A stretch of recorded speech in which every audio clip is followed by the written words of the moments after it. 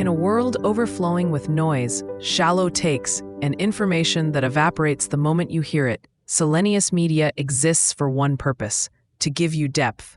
Whether the subject is philosophy, psychology, history, science, artificial intelligence, literature, or the shape of the future, every series we publish is built on one idea: that thinking clearly is a form of survival. You're listening to a Selenius Media production. Our catalog spans dozens of long-form, story-driven shows, from Western moral philosophy for beginners to pioneers of psychology and psychiatry, from AI and uncertain future to the classical music giants. Each series is crafted to give you more than facts. It gives you the context, the conflict, and the human meaning behind the ideas that shaped our world. If you enjoy this program, explore the rest of our library. Every show is designed to stand alone, but together, they form a larger project, a guided tour of the forces, intellectual, emotional, political, technological, that built the world we live in and the world we're about to enter. Visit seleniusmedia.com to discover new series, follow your favorites, and support the work that allows us to create long-form, high-fidelity educational storytelling. Now, let's begin. Produced by Selenius Media. In the early 3rd century BCE, on a dusty Athenian afternoon, a tall, thin man with a dark Cypriot complexion stood under the painted colonnades of the Stoa Poikile, listening. Around him, the everyday noise of the city swelled and receded.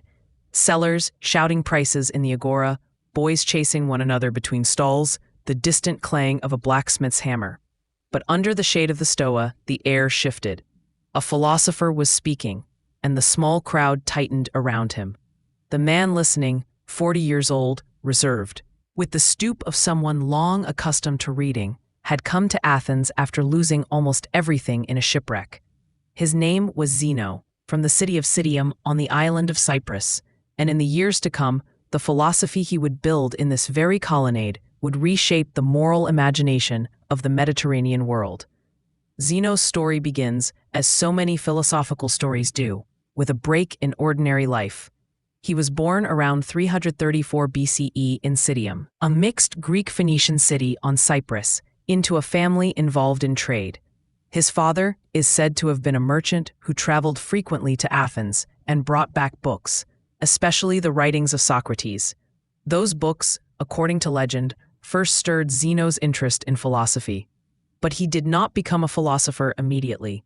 As a young man, he followed the family business, loading goods on ships, negotiating with buyers, riding the volatile waves of commerce. Then, sometime in his late 20s or early 30s, disaster struck. On a voyage to Athens, Zeno's ship was wrecked, whether by storm or rocks, accounts differ, and he lost his entire cargo. He arrived in the city with nothing. Later, he would look back on this catastrophe with a strange gratitude, saying, "I made a prosperous voyage when I suffered shipwreck." The paradox is not just a clever line. It expresses a core Stoic insight. Events that seem disastrous from one perspective can, from another, be seen as openings into a better life. The shipwreck forced Zeno out of the life he had known and left him with the unaccustomed luxury and terror of time. He wandered into a bookseller's stall and, so the story goes, picked up a copy of Xenophon's Memorabilia, a work about Socrates. He read and was struck. Turning to the bookseller, he asked where such men as Socrates might be found. At that moment, as if on cue, the cynic philosopher Crates of Thebes happened to be passing by. The bookseller pointed to him. "If you want to meet a man like Socrates," he said, "follow that one." Zeno did. For years he studied with Crates, learning the harsh, provocative style of cynic philosophy. The cynics taught that virtue is the only true good, that external things like wealth, status, and even health are at best indifferent. They cultivated toughness and shamelessness, living in poverty, wearing rough cloaks, publicly flouting social conventions to show their contempt for opinion. Zeno absorbed their core message about the sufficiency of virtue, but his temperament was more restrained than Crates's. He found the cynic theatrics excessive. He wanted a way of life that retained their moral seriousness while making room for a more ordered engagement with society. So he wandered on.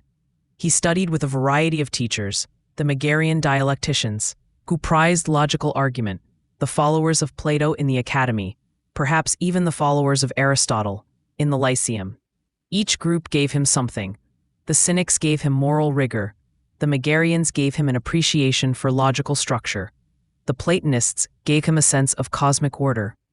Over time, he began to forge his own synthesis. By around 300 BCE, he felt ready to teach in his own name. Instead of founding a school on private land, like Plato's Academy or Aristotle's Lyceum, Zeno chose a public space, the Stoa Poikile, the painted porch on the north side of the Agora. Its walls were decorated with vivid murals of battles and heroic scenes. Anyone could walk in. There was no entrance fee, no gate. From this choice, his school took its name. Those who followed him were not called Zenonians, but Stoics, the philosophers of the Stoa. If you had walked into the Stoa while Zeno was teaching, you would not have seen a flamboyant performer. Ancient reports describe him as shy, even awkward in social situations, with a voice that was somewhat harsh. His manner was serious, his clothing plain, his lifestyle austere. He ate little, drank water rather than wine, and stuck to a simple routine. Yet his influence on the young men of Athens was immense. He offered them a vision of life that promised something the city, with all its pleasures and power, could not guarantee: inner stability. At the heart of Zeno's philosophy lies a deceptively simple claim. The only thing that is truly good is virtue, and the only thing that is truly bad is vice. Everything else, wealth and poverty, health and sickness, honor and dishonor, even life and death, belongs to a third category, neither good nor bad in itself, but indifferent. Some indifferents are preferred, like health or adequate means, because they accord better with our nature. Others are dispreferred, like sickness or poverty, but none of them touch what is highest in us. What matters absolutely is the condition of our rational soul, whether it is in harmony with reason and with the order of the cosmos, or distorted by ignorance and passion. To reach this conclusion, Zeno began from a broader picture of the world. The cosmos, he taught, is a living, rational, ordered whole, permeated by divine reason. Logos. This logos is not outside the world, like a separate god, but within it, shaping and steering it from within, like a fire that both animates and gives structure. The same rational fire that orders the stars burns in miniature in us as our capacity for thought. To live well, therefore, is to live according to nature. Not nature in the sense of following every impulse, but nature in the sense of aligning oneself with the rational, providential order of the whole. In this order, everything happens by fate, by a chain of causes that could not have been otherwise. Zeno was a determinist. He believed that every event is the necessary outcome of preceding causes, all the way back through the cycles of cosmic history. Yet he also insisted on human responsibility. How can both be true? His answer rests on a distinction between what is up to us and what is not. Our bodies, our reputations, our possessions, the actions of others, the weather. Political upheavals, these are not up to us. They are parts of the causal web in which we find ourselves, but we do not control them. What is up to us is how we assent to impressions, how we form judgments, how we choose to act within the constraints given.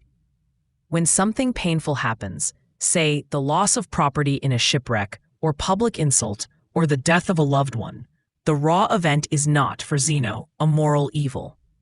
It is one more turning of the vast wheel of fate. The moral dimension enters when we respond to it.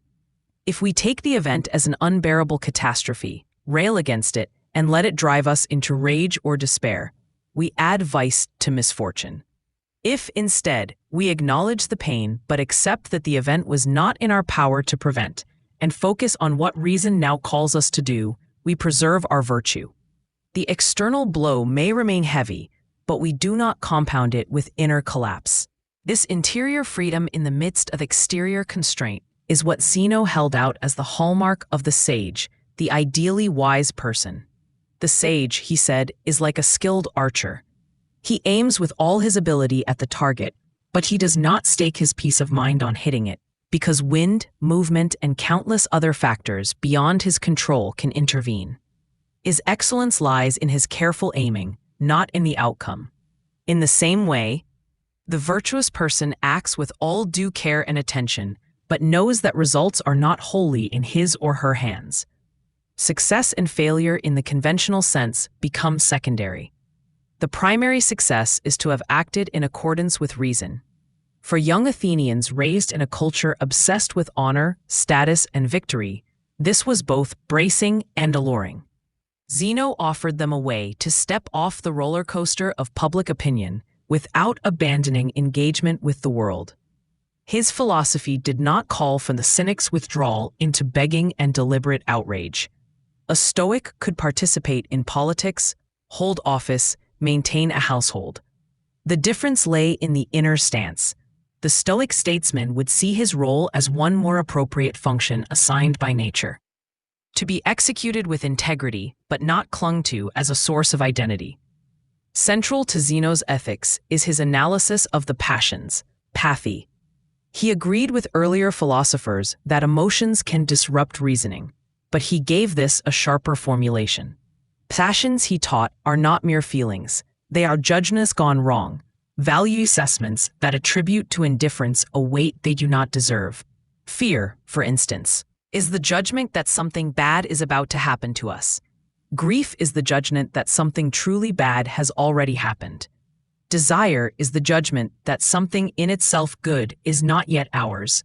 But if the only true good is virtue, and virtue cannot be taken from us by external events, then these judgments rest on mistakes. The wise person, who understands that virtue is secure and that everything else is indifferent, will not be swept away by fear, grief, or craving in the way the unwise are. This does not mean the Stoic sage is a stone. Later Stoics, elaborating Zeno's ideas, distinguish between pathological passions and rational good feelings, joy, caution, and wishing, that track the true values of things. The sage feels joy at virtuous action, wishes for the continuation of right order, and exercises a rational caution about the possibility of acting badly. But he does not break down in despair at loss or exult with arrogance in success. His inner weather is more stable, more closely attuned to the steady rational fire of the cosmos than to the gusts of fortune. Zeno also articulated in embryonic form the Stoic idea of the cosmopolis, the cosmic city. Human beings, he argued, are by nature rational and social. Our reason is a spark of the divine logos. Our sociality links us to one another as parts of a single, larger organism. The divisions that cities draw between citizen and foreigner, Greek and barbarian, are, from this vantage, secondary. In one striking remark, Zeno said that a wise person would not organize a city according to existing laws and customs, but in accordance with nature, seeing all human beings as fellow citizens of a universal commonwealth. Later Stoics, like Chrysippus, and centuries afterward, Roman statesmen like Cicero would develop this into a powerful moral idea, that there is a law higher than particular statutes, a natural law accessible to reason, and that all rational beings share in a common moral community. In the fragmentary reports of Zeno's writings, we see him working out the implications of these ideas in detail. He wrote a republic that, unlike Plato's, seems to have imagined a radically simplified, almost ascetic communal life. With property held in common and traditional institutions like law courts rendered unnecessary by the virtue of the citizens. How literally this was meant is unclear. It may have been a thought experiment, an ideal sketch rather than a practical program. But it shows his willingness to question the moral assumptions of his day at a deep level. Zeno himself lived in a way that lent credibility to his teachings. He was known for his frugality and self-control. When invited to banquets, he would eat sparingly and leave early. He avoided entanglement in politics, preferring the role of teacher. Yet he advised and influenced powerful men. Kings and magistrates sought his counsel. The Athenians, despite his foreign origin, honored him with a golden crown and a bronze statue, in recognition of his wisdom and the benefit he brought to the city. These honors did not seem to corrupt him. He continued to live in modest quarters, keeping to his routine. The story of his death, told with the kind of symbolic neatness that suggests later embellishment, nonetheless captures something of his spirit. In old age, as he was leaving the Stoa, he stumbled, fell, and broke a toe. Striking the ground with his hand, he is said to have quoted a line from a tragic poet: "I come of my own accord, why call me thus?" taking the fall as a sign that fate was summoning him. He went home, covered his head, and died, whether by voluntary starvation or simply by refusing efforts to prolong his life. The sources are unclear. The point of the story is not the literal mechanics, but the attitude it dramatizes: consent to fate, including to death, as something not alien but proper to one's nature. From the standpoint of your series on Western moral philosophy, Zeno of Citium marks a crucial turning point. Earlier figures like Parmenides, Heraclitus, and Democritus had grappled with the structure of reality and drawn ethical implications. But ethics was not yet a self-conscious systematic discipline. With Socrates and his immediate successors, moral questions had come to the fore. Zeno takes those Socratic concerns: what is the good life? What is virtue? Can the good person be harmed? And fuses them with a distinctive physics and theology to produce a comprehensive way of life. His insistence that virtue is the sole good will reverberate through centuries. The Stoic claim, in its starkest form, is that the sage on the rack, being tortured, is as happy as the virtuous person in comfort, because happiness consists in virtue and not in bodily circumstances. This is a hard saying. It can easily sound like a denial of the reality of pain and loss. Zeno was not naive about suffering.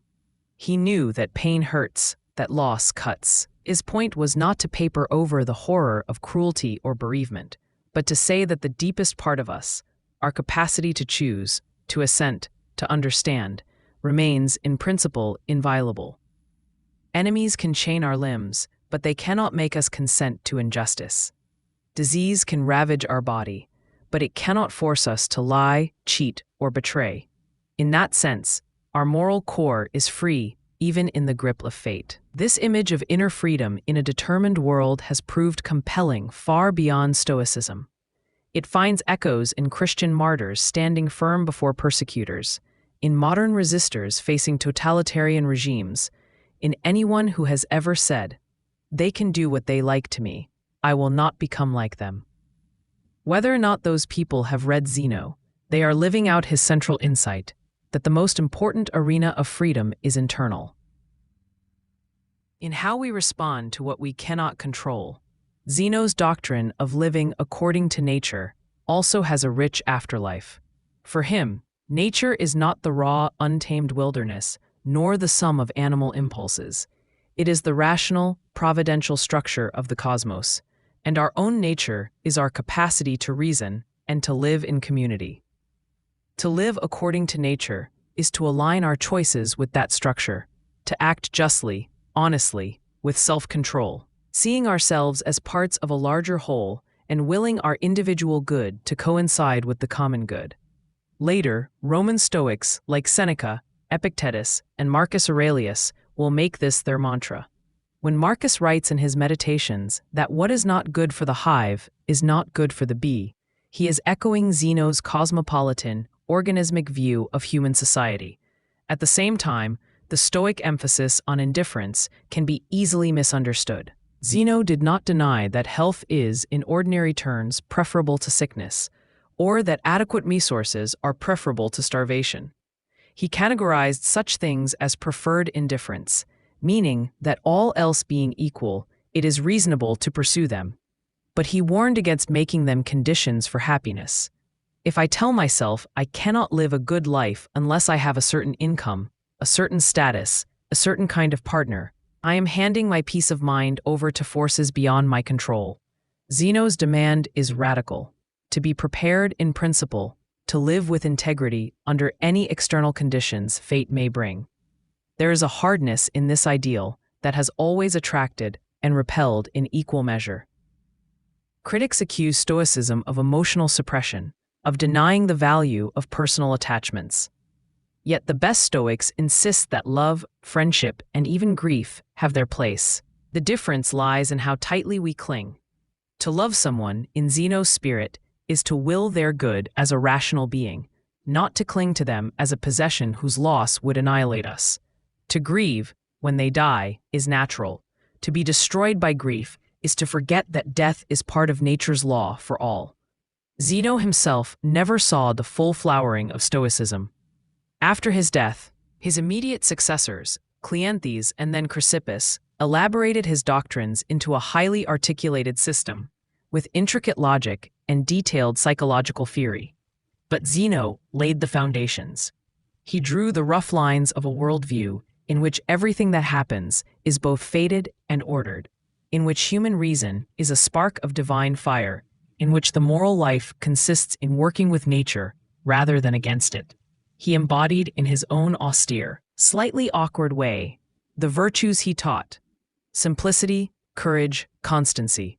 If we return in imagination to that dusty afternoon under the painted Stoa and watch him teaching, what we see is not an otherworldly ascetic, but a man who has lived through loss, shipwreck, exile from his homeland, the precariousness of life as a foreigner in Athens, and who has distilled from these experiences a set of convictions. The world is not under our control, he tells his listeners, but our judgments are. Public honor is unstable, but integrity need not be. Pleasure is fleeting, but a well-ordered soul can remain steady through changing fortune. You cannot stop your body from aging, but you can decide how to respond to aging. You cannot guarantee your city's safety, but you can choose not to betray it. These are not abstract theses. They are responses to the deepest human anxieties. In that sense, Zeno's philosophy is not a retreat from life's storms, but a training for standing in them. It asks a great deal. It asks us to reevaluate what we think we need, to surrender our demand that the universe cooperate with our plans, to accept that pain and loss are not moral insults, but features of a world in which everything is connected. In exchange, it offers a form of resilience that does not depend on denial or numbness, but on a lucid, continually renewed decision to align our will with what reason shows us. There were, of course, tensions and open questions in Zeno's system. One concerned the relationship between determinism and moral responsibility. If every choice I make is part of an unbreakable chain of causes stretching back before my birth, in what sense can I be praised or blamed for it? Zeno's way of holding both together prefigures later compatibilist strategies. He would say that my character, a stable pattern in how I assent to impressions, is itself part of the causal order. When I act virtuously, that act flows from who I am, and who I am has been shaped by previous assents, by education, by practice. I am responsible not because I stand outside the causal nexus, but because my rational faculty is one of the causes in that nexus, not a passive byproduct. Fate, for the Stoic, is not an alien force dragging us along. It is the totality of causes, including our own reasoning. Another tension lay in Stoic attitudes toward the body and the emotions. Zeno's hard line on passions sometimes led followers to say things that sound almost inhuman: that the wise man will not feel pity, that he will not be moved by grief, that he will regard the death of a child as an event like any other. Critics seized on these claims as evidence that Stoicism crushed what is most human in us. Yet Zeno's own practice suggests something more subtle. He did not advise neglecting the body, only not idolizing it. He did not despise affection, only the desperation that clings. In everyday terms, a Zeno-like posture would look less like emotional numbness and more like a deep, quiet steadiness, a person who can listen to another's suffering without being swept away, who can face his own pain without collapsing into self-pity. Zeno's impact can also be measured by his opponents. Epicurus, who founded his own school in Athens around the same time, offered a rival answer to the question of the good life, where Zeno emphasized virtue as the only good and taught indifference to pleasure and pain. Epicurus placed pleasure, understood as the absence of bodily pain and mental disturbance, at the center, where Zeno saw the universe as a providentially ordered whole, guided by divine reason. Epicurus adopted an atomistic physics in which events ultimately stem from the random swerves of atoms, leaving no room for cosmic purpose. Yet even Epicurus shared with Zeno the belief that philosophy should free us from fear and that simple living is best. The two schools defined, for centuries, the main options in Hellenistic ethics: a virtue-centered, providentially ordered Stoicism, and a pleasure-centered, God-indifferent Epicureanism. To choose between them was not only to pick doctrines, but to align with a whole style of life. Within Athens, Zeno's choice to teach in a public stoa, rather than a secluded garden or gymnasium, had symbolic weight. It made his philosophy visibly part of civic life. Passers-by could stop and listen, argue, walk away, return. There was no threshold to cross, no rites of initiation. This openness mirrors an important feature of Stoic ethics, its universality. Virtue, for Zeno, is not the privilege of the well-born or well-educated. The logos that orders the cosmos is present in every rational being. A slave, a foreigner, a woman, any of these, if they grasp and practice the Stoic truths, can be wiser and better than a king. This egalitarian streak, while not fully developed into a doctrine of equal political rights, nonetheless undercuts the assumption that moral worth tracks social rank. Later Roman Stoics would make this point explicit in ways Zeno only hinted at. Epictetus, a former slave, would tell his students that their true self is not their body or social role, but their faculty of choice. Marcus Aurelius, an emperor, would remind himself daily in his private notebook that the same death waits for king and beggar, and that the same rational law governs all. In both cases, the seed is Zeno's conviction that we are, at the deepest level, fellow citizens of one rational city, differing in assigned roles but equal in our capacity for virtue. For a modern listener, accustomed to psychological language and talk of trauma, Zeno's vocabulary of virtue and vice can sound blunt. Yet if we translate his insights into contemporary terms, they remain strikingly alive.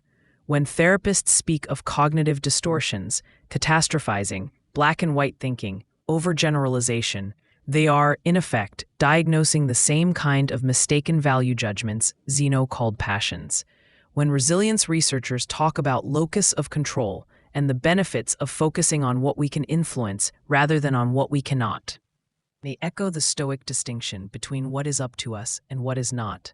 None of this erases the differences between ancient and modern contexts, but it shows that Zeno's attempts to map the terrain of human suffering and agency were not entirely parochial.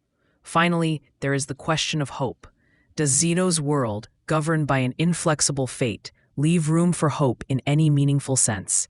He would likely answer that it depends on what we hope for.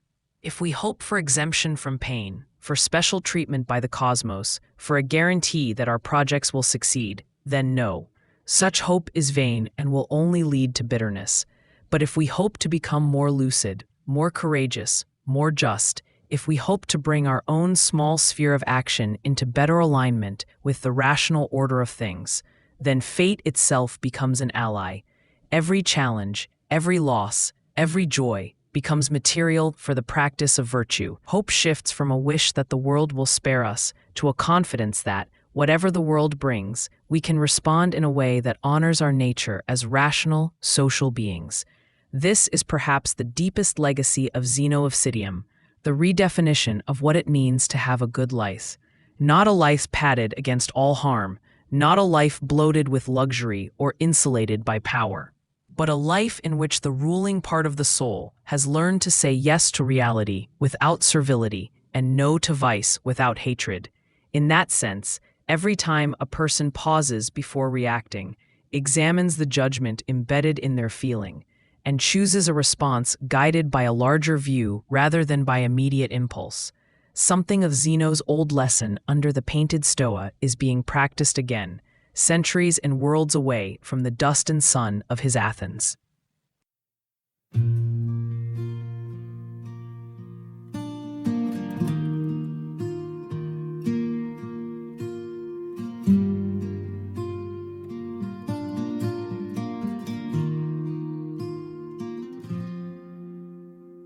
Midnight rails under silver moon, dusty boots on a winding road.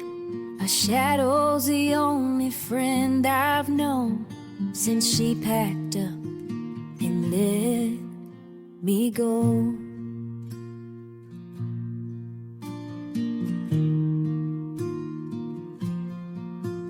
Empty whiskey bottle on the sea, her laugh still echoes in my bones. The saddle's heavy with memories. I ride alone where the wind still blows. Nowhere else to be, nowhere else to be, nowhere else to be.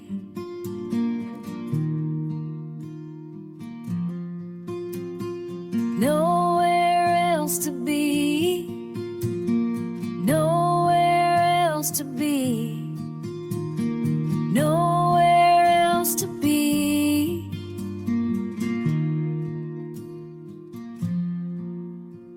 Sunrise paints the horizon gold, but it don't warm a lonesome soul. Every town I pass feels half her size. Every trail's haunted by goodbye. I whisper prayers to open skies, hoping someday my heart'll find a brand new path beyond the pain, where broken hearts can heal in time. Nowhere else to be, nowhere else to be, nowhere else to be.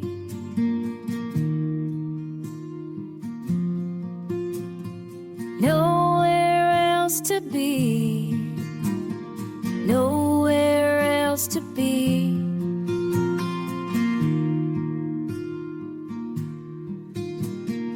Nowhere else to be.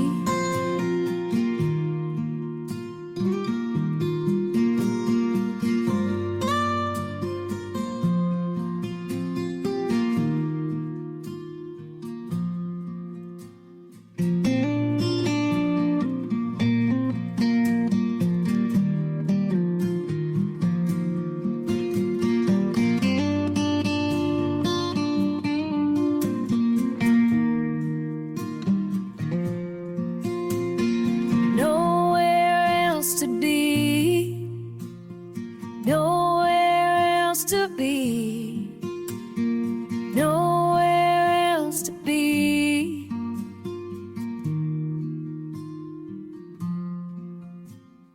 nowhere else to be. Nowhere else to be.